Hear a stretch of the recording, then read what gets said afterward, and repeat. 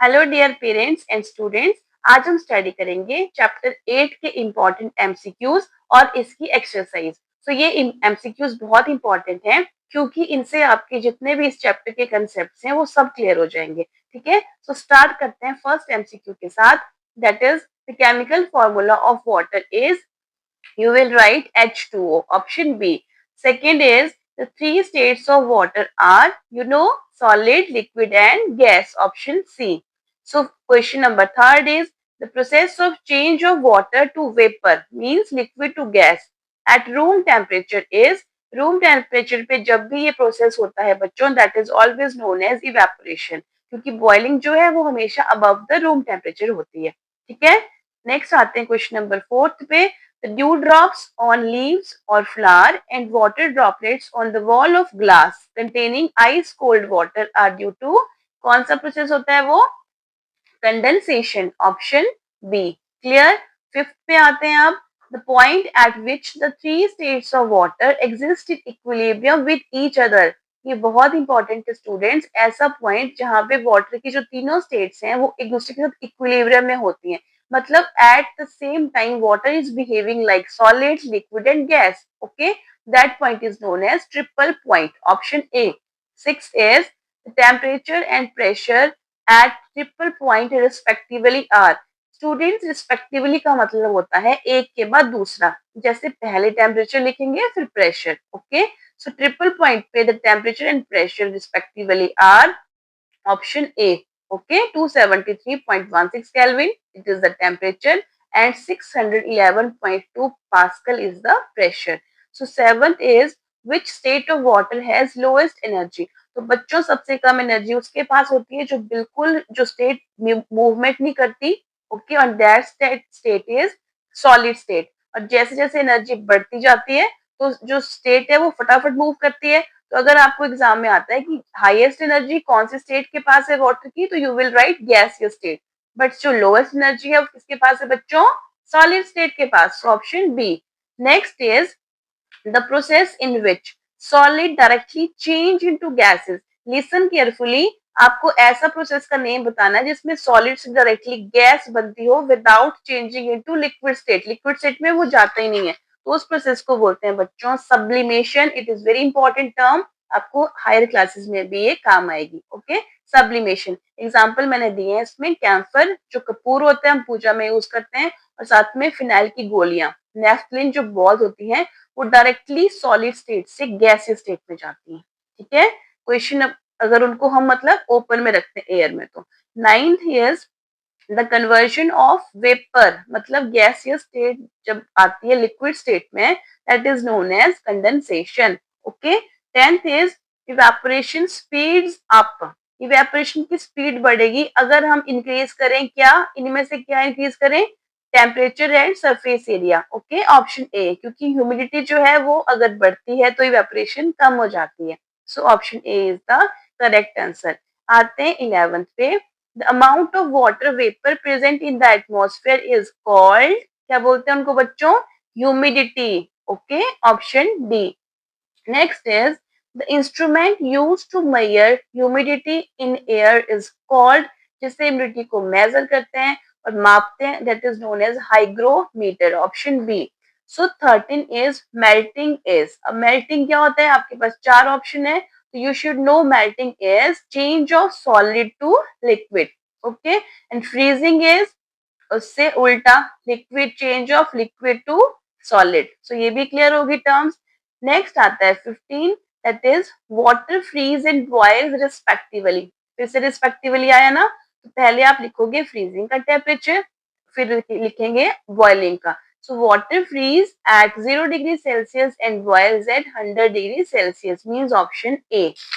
Last MCQ is rain involves. Rain जब होती है बच्चों तो उसमें तीन स्टेप्स होते हैं, इवेपोरेशन, वाष्पीकरण, कंडेंसेशन, संघनन, प्रेसिपिटेशन मतलब वर्षण। तो you will right option A. अब आ जाते हैं इस चैप्टर की एक्सरसाइज पे जो आपकी बुक में गिवन है। Okay, which of the following best describe condensation. So आपके पास फोर ऑप्शंस हैं, you have to write what is describing the condensation. If you know what is condensation you can easily write the answer. So Answer is option D, the conversion of water vapor to liquid state. Clear?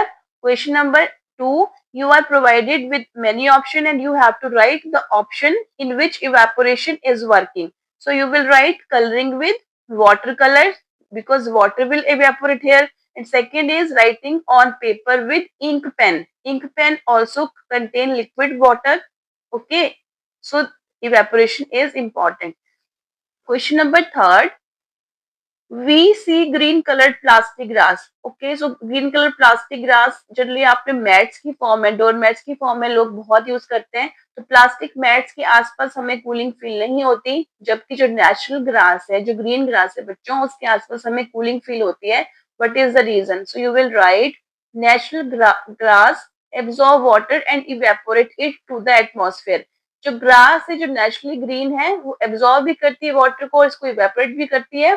We know that evaporation causes cooling, so space around it feels cooler. On the other hand, plastic grass does not have the property of evaporation, so there is no cooling. Complete. Question number 4, you have to give examples of liquids other than water. Water के अलावा liquid you have to tell that evaporate. So you will write perfume, acetone, alcohol and gasoline. Clear? Next is question number 5. Fans move air around. इस पूरे question में ये आपसे पूछा गया है कि पंखे जो है वो हवा को मूव करते हैं, वो हमें ठंडक देते हैं, बट दूसरी तरफ हम फैन को यूज करते हैं कपड़े सुखाने के लिए, जबकि कपड़े सुखाने के लिए हमें वार्म एटमॉस्फेयर चाहिए और जो फैन है वो ठंडक देते हैं. तो इसको एक्सप्लेन करना है कि ऐसा क्यों होता है. Then you will write fan do not cool the air but move it around. वो हवा को ठंडा नहीं करते, उसको बस मूव करते हैं. When a fan blows air over wet clothes, it removes the humid air around wet clothes and increase the rate of evaporation. Clear होगी बात. उसके बाद आते हैं the cooling sensation that we feel. जो हमें खुद पंखे के नीचे बैठने से ठंडक फील होती है, that is due to the evaporation of water. कौन कौन सा वाटर होता है? वो स्वेट, हमारी बॉडी का स्वेटिंग, पसीना. Okay, from skin. Question number 6 is usually when sludge is removed from drains. इस पूरे क्वेश्चन में बच्चों ये पूछा गया है कि जब जो कीचड़ है, जो स्लज है, जो एक्चुअली में वेस्ट मटेरियल है, उसको रिमूव करते हैं नाली से, तो 3-4 दिन के लिए उसको वहीं पे ढेर की फॉर्म में, ठीक है, हीप होता है, ढेर की फॉर्म में वही रखते हैं. ये आपने जनरली नोटिस भी किया होगा. उसके बाद उसको ट्रांसपोर्ट करते हैं. इससे क्या होता है, उसका जो ट्रांसपोर्टेशन है वो चीप हो जाता है, सस्ता हो जाता है ना. और साथ अगर उसको किचन गार्डन में या कहीं गार्डन में यूज करते हैं तो वहां पे वो मैन्योर की फॉर्म में यूज होता है, या उसको कहीं और ट्रांसपोर्ट करते हैं. और साथ में ये जो ढेर के रूप में उसको रखते हैं 3-4 दिन सुखाने के लिए, इससे क्या होता है बच्चों, जो उसको हैंडल करते हैं पर्सन, उनकी भी सेफ्टी इंश्योर हो जाती है. तो आपको रिफ्लेक्ट अपॉन का मतलब होता है उस पर प्रकाश डालना है, मतलब आपको उस पर एक्सप्लेनेशन देनी है. So you will right leaving the sludge in heaps help it in dehydration due to evaporation. पानी उसका सारा सूख जाएगा इवेपोरेशन की वजह से और वो डिहाइड्रेट हो जाएगा. स्लज जो वेस्ट मटेरियल है, जो कीचड़ है. Okay, dehydration reduce its volume and weight. फिर उसका वॉल्यूम वेट भी कम हो जाएगा. This makes it cheaper and easy to transport. Okay, also drying the sludge makes it easy to handle. जो उसको हैंडल करेंगे बच्चों वो भी इजिली हैंडल कर पाएंगे. And also improve the hygiene which ensure safety of the person that are handling it. Clear? Question number 7 is you have to observe the various activities in your house for one day. Okay, and you will write about the activities which involve evaporation. जहाँ पे evaporation होती है वो आपको, evaporation जहाँ पे हो रही है वो आपको नोटिस करनी है. तो और साथ में आपसे ये भी क्वेश्चन है कि हाउ डज, जो इवेपोरेशन को अंडरस्टैंड कर लिया अगर आपने, तो वो आपकी डेली लाइफ एक्टिविटीज में कैसे हेल्प करेगी. So you will write the answer evaporation of water from a mopped floor. ठीक है, जो पोछा लगता है बेटा वो अपने आप सूख जाता है ना, बिना फैन चलाए भी वो सूख जाएगा कुछ टाइम के बाद. सेकेंड एग्जाम्पल है evaporation of water from wet clothes. गीले कपड़ों से पानी की बूंदों का एटमॉस्फेयर में जाना. Third one is cooking food where water evaporate from boiling liquids. Clear? So understanding evaporation help us to manage resources effectively. For example, we can ensure easy drying process, save electricity and proper use of water. So question number 8 is how is water present in solid state of nature. So you all know water is present in solid state in the form of ice that include glaciers, ice caps, snow and frost. और ये सब कहाँ पे present होता है बच्चों? These forms are present in polar regions and high mountain range. Question number 9. You have to reflect on the statement. Statement is water is our responsibility before it is our right. So share your thoughts. So this statement tells us the importance of conserving and protecting water resources. Although it is our right to have clean water. साफ सुथरा पानी जो है वो सबका right है, but उससे पहले it is our duty and responsibility to use it wisely. समझदारी से हम वाटर को यूज करें, उसको वेस्ट ना करें. और लास्ट में आप इसमें लिखेंगे so that we can conserve water for future generation. ये भी क्लियर हो गया. उसके बाद आते हैं इस चैप्टर के लास्ट क्वेश्चन पे. The seat of two wheeler. बच्चों स्कूटी है, बाइक है, स्कूटर है, ओके उनकी सीट ना गर्मी में जहां अगर वो धूप में पार्क किए तो बहुत गर्म हो जाती है सीटें. तो उस सीट को आपने कैसे ठंडा करना है? So you can first place a wet towel और क्लोथ ओवर द सीट. उससे क्या होगा? इवेपोरेशन हो जाएगी और evaporation always cause cooling. Clear? Second, use a fan to blow. Small fan you can use to blow air over the seat.